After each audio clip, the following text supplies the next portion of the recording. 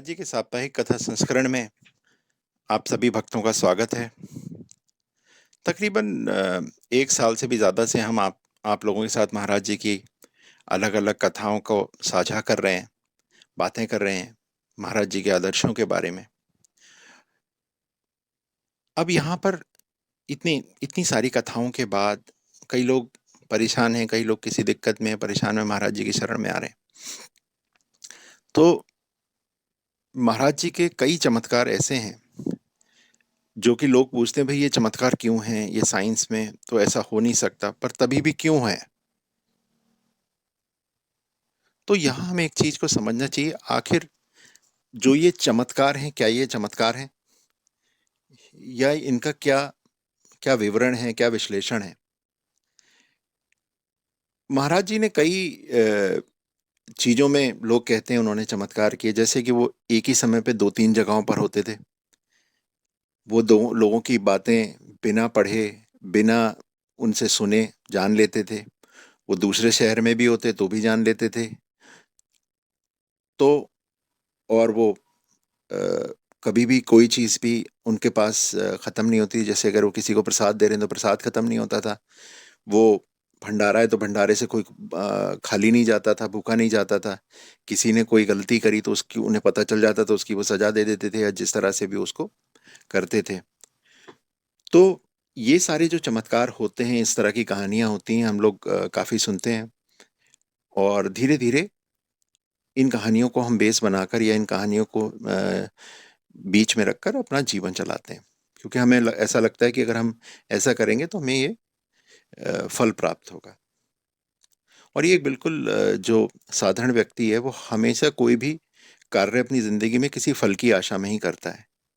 अगर वो कोई नौकरी करता है तो सोचता है भाई मेरे को पैसे मिलेंगे, मेरा जीवन यापन होगा, मुझे नौकरी करनी चाहिए। उसमें मेहनत करता है कि चलो मुझे ज़्यादा पैसे मिलेंगे तो मुझे और करना चाहिए, आगे बढ़ना चाहिए और मेहनत करनी चाहिए। वो अपने रिश्तेदारों से रिश्तेदारी इसलिए रखता है कि कल कहीं मुसीबत में ये लोग मेरे साथ होंगे, जब मैं अकेला हूँगा तो मेरे साथ होंगे। वो अपने बच्चों को इसलिए सींचता है कि कल की तारीख में वो उसकी मदद करेंगे, और अगर मदद नहीं करेंगे चलो नाम करेंगे कि हाँ भाई इनका बच्चा अच्छा पढ़ गया। और इसी तरह से वो अपना हर काम जो भी इस जीवन में करता है वो किसी फल के लिए करता है। इसीलिए उसको वही चीजें दिखती हैं जो वो चाहता है। पर कुछ व्यक्ति ऐसे होते हैं, कुछ महान आत्माएं ऐसी होती हैं जो ये फल की इच्छा को अपनी जिंदगी से निकाल देती हैं। और जैसे ही वो इन इन इन इच्छाओं से ऊपर जाते हैं, वो एक अलग दुनिया में पहुंच जाते हैं। क्या दुनिया में पहुंच जाते हैं? अब जैसे ही किसी आदमी को या किसी व्यक्ति को किसी भी काम करने के लिए किसी फल की इच्छा ना हो, तो क्या करेगा वो? तो वो काम को सही रूप से करेगा। क्योंकि क्या होता है कि जब हमारे हमें हर किसी भी काम की कोई भी फल की इच्छा होती है कि, तो हम अपना जो है उसको आगे पीछे करते हैं, जिसे हम कहते हैं एडजस्टमेंट। हम अपने काम को एडजस्ट करते हैं। अब भले ही हम ज्यादा काम नहीं करते हो, पर हम अपने अधिकारियों को दिखाने के लिए उस समय काम करते हैं जब वो हमें देख रहे होते हैं। अगर पुलिस वाला किसी वहां खड़ा है तो हम किसी जगह पर पुलिस की वहां चल रही है, चेकिंग चल रही है, या पुलिस वहां खड़ी है, तो हम वहां पर सही से गाड़ी चलाते हैं। इस तरह का एडजस्टमेंट करते हैं, क्योंकि हमें मालूम है अगर गलती करेंगे या कुछ ऊपर नीचे करेंगे तो हमारे को फल नहीं मिलेगा। पर जो व्यक्ति इस फल की इच्छा को अलग कर देता है, उसे किसी एडजस्टमेंट की जरूरत नहीं होती। अब महाराज जी जो हैं तीन चार जगह पर, दो तीन जगह पे एक साथ हो जाने का मतलब क्या है? वो उन व्यक्तियों के पास जाते थे जिनको उनकी जरूरत होती थी। मान लीजिए कोई उनका भक्त बहुत बीमार है, कुछ परेशानी में, तो महाराज जी वहां प्रकट हो जाते थे। अब हनुमान जी ने अगर प्रभु राम की भक्ति करी तो वो फल की आशा में नहीं करी। उन्हें समझ में आया कि भैया ये मेरे भगवान है, ये इन्हीं को मैं मानता हूँ, इनके आदर्शों पे मैं चलता हूँ, तो मैं इनकी भक्ति करता हूँ। और जो भक्ति का जो एक स्तर होता है वो तभी आ सकता है जब आप फल की आशा से अलग हट जाएं। तभी चमत्कार होते हैं। एक एक आदमी जो है, मान लो वो किसी काम में लगा हुआ है और उसे कहता है कि ये ठीक हो गया बुरा होगा, मैं तो मेरी जो पूरी है, मैं अपनी पूरी श्रद्धा भक्ति तन मन धन से काम करूंगा, पर इसका फल मुझे मिलता है तो ठीक है, नहीं मिलता है तो भी ठीक है। उसकी चिंता नहीं करेगा, उसको क्वांटिफाई नहीं करेगा। और जिस समय आदमी किसी भी चीज को क्वांटिफाई करना छोड़ देता है तो उसकी जिंदगी में चमत्कार होने लगते हैं। मैं बहुत लोगों को देखता हूं कि हर चीज को वो मूल्यांकन करते हैं, क्वांटिफाई, मूल्यांकन, कि भैया 2 और 2 4 होते हैं। अगर मान लो मैं 1 घंटे में 100 रुपए कमाता हूं, तो मैं 10 घंटे काम करूंगा तो 1,000 रुपये कमाऊंगा। जिस दिन वो 1,000 इसके दिमाग से गायब हो जाता है, हो सकता है 10 घंटे में 50,000 कमाए। और इसीलिए जो महाराज जी के चमत्कार हैं, उनका कोई भी, जिसे कहते हैं साइंस के अंदर, कोई उसका जवाब नहीं है।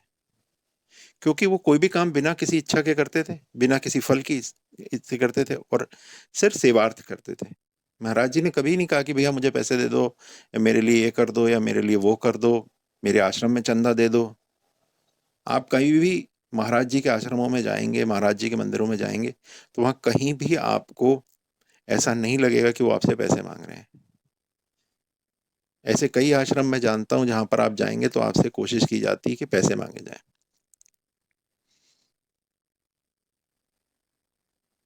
और हमारे देश में इस तरह के संत जो होते हैं, आ, उनकी हमेशा से ही आदर सम्मान हुआ है, उनको हमेशा से ही माना गया है।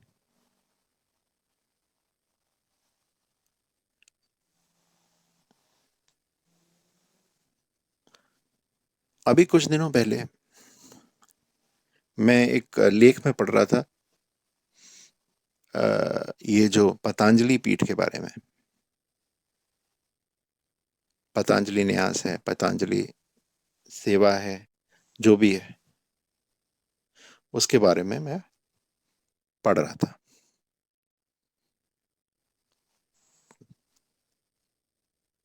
अब वहां पर मुझे कई लोगों ने, मैंने पढ़ा, कई लोग कह रहे हैं भाई बाबा रामदेव की दवाइयाँ खराब होती हैं, उनका खाना खराब होता है, उनका ये खराब होता है, उनका वो खराब होता है, वो सिर्फ बेचने में लगे रहते हैं और उनको कुछ नहीं आता है, बड़ी दुकान है, इस तरह की बातें। तो आखिर ये सब है क्या? क्या होता है कि हमारे भारत देश में जब भी कोई आदमी नया काम करता है और वो उम्मीद से ज्यादा होता है, जब बाबा रामदेव ने अपना ये पतंजलि वाला चीजें चालू करी थी, तो दुनिया में किसी को नहीं मालूम था कि ये इतना बड़ा हो सकता है। और शायद आप लोगों को जान के बड़ा अजीब लगेगा, पतंजलि में बाबा रामदेव का 1% भी स्टेक नहीं है। वो आचार्य बालकृष्ण जी का है। आई थिंक $2.6 बिलियन का उनका नेटवर्थ है, बाबा बालकृष्ण जी का। तो मुझे एक चीज समझ में नहीं आई कि आखिर इसको इतने दिनों तक कैसे उन्होंने चलाया।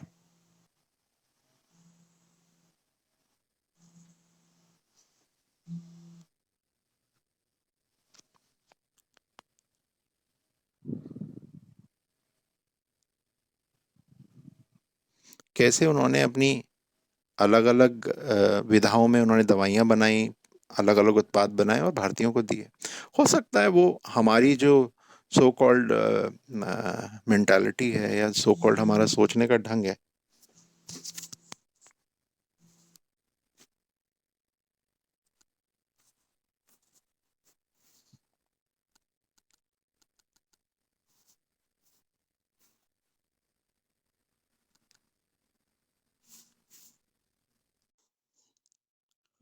तो जब भी हमारे यहाँ कोई भी भारत में कोई नई चीज करता है तो लोग उसको रोकते हैं या उसके अंदर कमियां निकालने लगते हैं।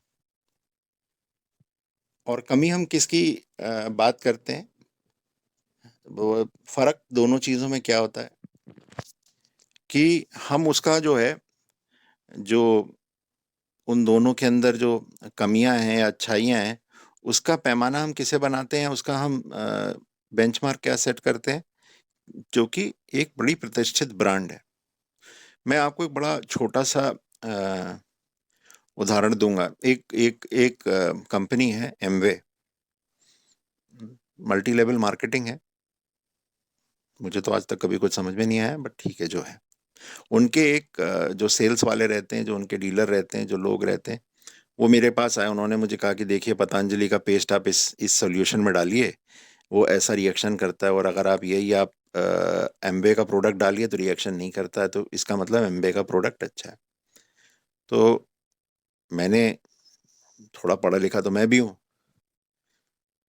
तो अगर आप किसी चीज़ के अंदर कुछ चीज़ें कुछ चीज़ से रिएक्ट करती हैं, कुछ चीज़ें कुछ चीज़ से रिएक्ट करती हैं। तो ये टूथपेस्ट जो था, उनकी बड़ी ब्रांड का अच्छा बिक रहा था, उसके बाद पतंजलि का बिकने लगा। तो धीरे धीरे उनका सेल कम होने लगी, तो उन्होंने नए नए हथकंडे अपनाए या जो भी किया। कोई ऐसा लीगल डॉक्यूमेंट नहीं था, बट ठीक है, हर आदमी को बेचने का हक है। तो वो उसे नीचा दिखाने लग गए। तो आज पूरे विश्व में एक भारतीय ने कैसे एक कंपनी बना ली जो कि $2.6 बिलियन का बिजनेस कर रही है, कैसे बना ली, और उसने किसका बिजनेस खत्म किया। तो अगर आप पतंजलि से साबुन खरीदते हैं तो आपने यूनिलीवर का बिजनेस खत्म किया।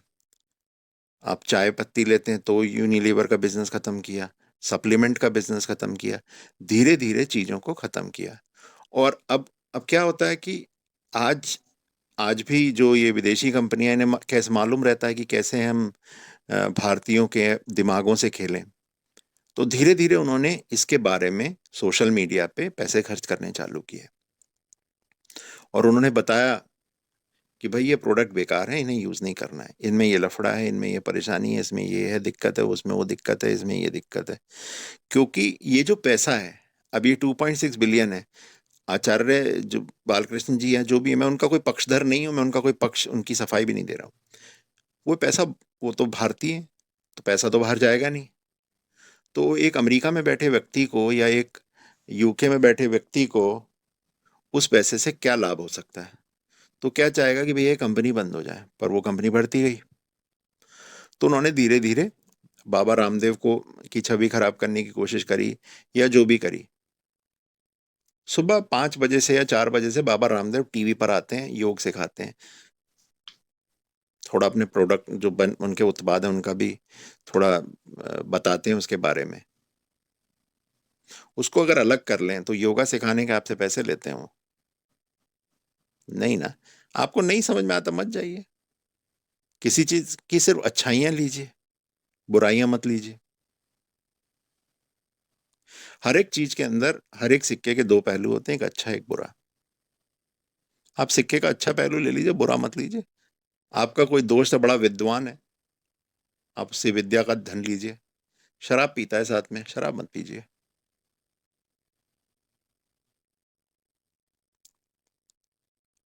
तो इसीलिए जो भी महाराज जी की हम बात कर रहे हैं, महाराज जी के जितने भी अ, अनुसरण है, संस्करण है, वो एक ही चीज के आसपास घूमते हैं कि भाई आप कोई भी कार्य करिए, उसमें ज्यादा फल की चिंता मत करिए, और जो भी कार्य करिए उसे सही रूप में कीजिए, पूरे तरीके से करिए।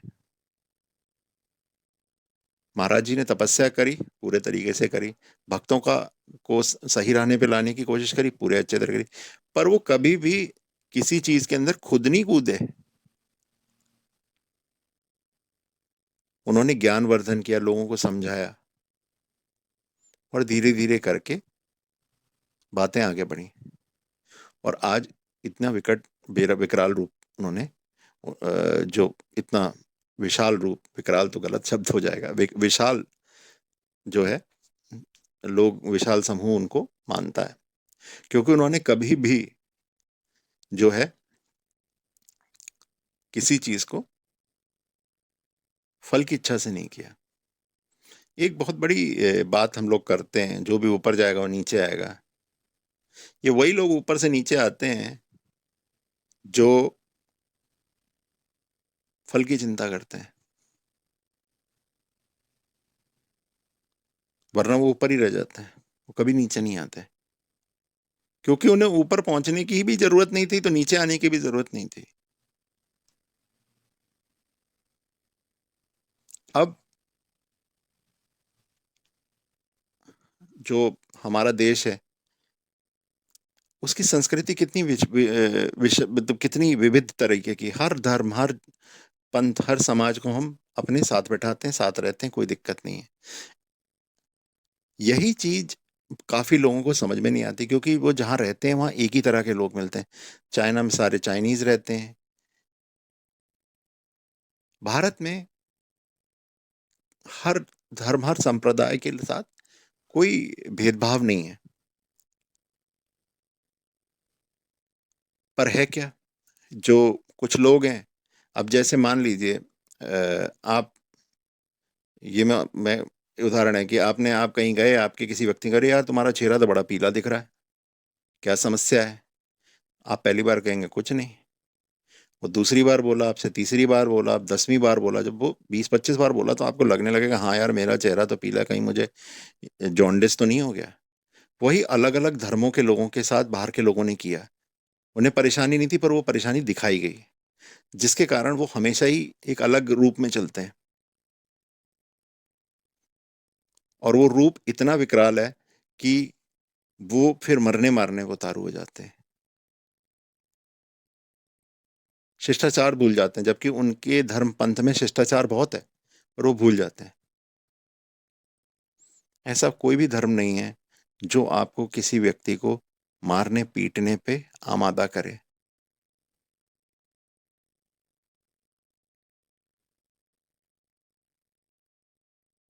एक और यहाँ बात आती है कि हिंसा किसी भी चीज का जवाब नहीं है।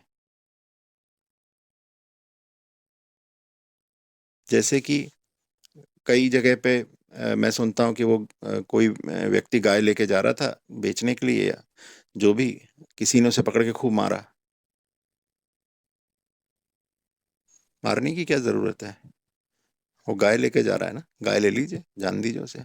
कितनी बार करेगा ऐसा? जितना आप किसी चीज को दबाने की कोशिश करते हैं, उतना ही उसका, वो आदमी की तीव्र इच्छा होती है उसे करने का। आपका बेटा कोई काम जब करना चाहता है, करने दीजिए, देखिए कितने दिन तक करता है, थोड़े दिन में बंद कर देगा। वैसे ही कोई आदमी यदि कोई गलत काम करने जा रहा है, तो उसका सोर्स बंद कर दीजिए। एक आदमी पानी बहुत बर्बाद करता है, उसका पानी का नलका बंद कर दीजिए पीछे से।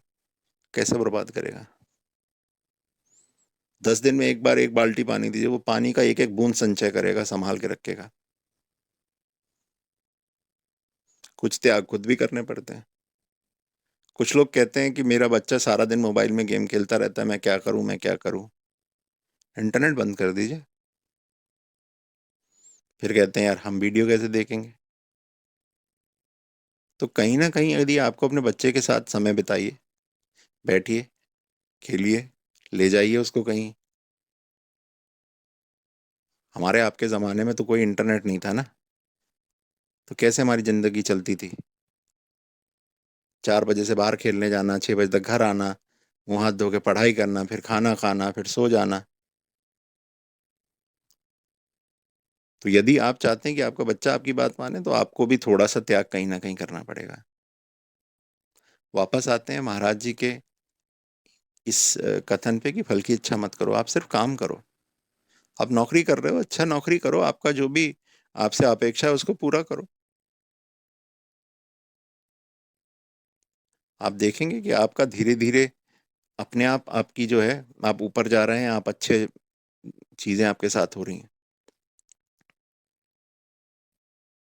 लोगों को धोखा मत दो, मेहनत करो। कोई भी इस दुनिया में ऐसी कोई सीढ़ी नहीं है जो आपको 0 से 100 में जो है पहुंचा दे। मैं उस दिन एक बार ये पढ़ रहा था अभी कुछ दिनों पहले, जो लॉटरी इन्होंने जीती है, कई लोगों ने अरबों रुपए की लॉटरियां जीती, पर 2-3 साल में सब खत्म हो गया।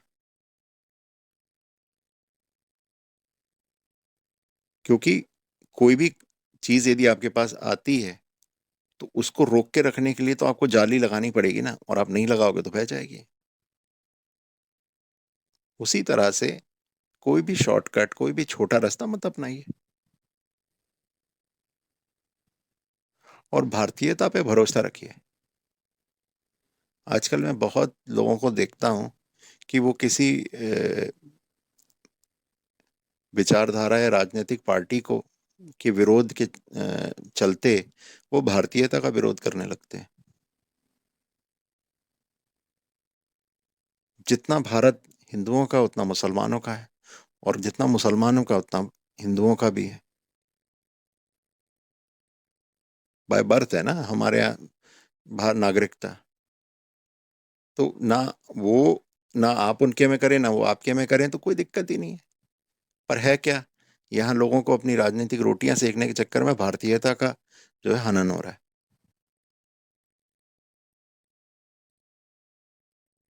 तो वो भारतीय मूल के हम लोग हैं, तो भारतीयता के बारे में सोचें। यहाँ संत महात्माओं का आदर होता है, गाय की रोटी निकलती थी पहले, अब कुछ नहीं है। मैं उन लोगों से निवेदन करता हूँ कि आजकल तो मुझे पता चला है कि अ, अब सरकार गौशालाओं में अच्छा पैसा दे रही है, चीजें सुधर रही हैं। हम में से कितने लोग जाकर गौशाला में 100 रुपए भी देते हैं, या हमारी खाली जमीन पे किसी की गौशाला बनवा देते हैं।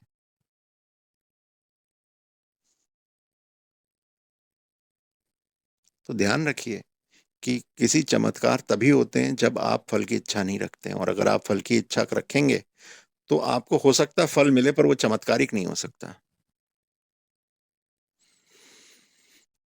और जिसने भी समाज को बेवकूफ बना के पैसा कमाने की इच्छा रखी, वो तो फिर खत्म ही हुआ है। समझ गए आप? तो आज का संस्करण यहीं समाप्त करते हैं। अगले सप्ताह दोबारा महाराज जी के किसी और चरित्र के बारे में और किसी चरित्र के बारे में सुनेंगे और समझेंगे। धन्यवाद।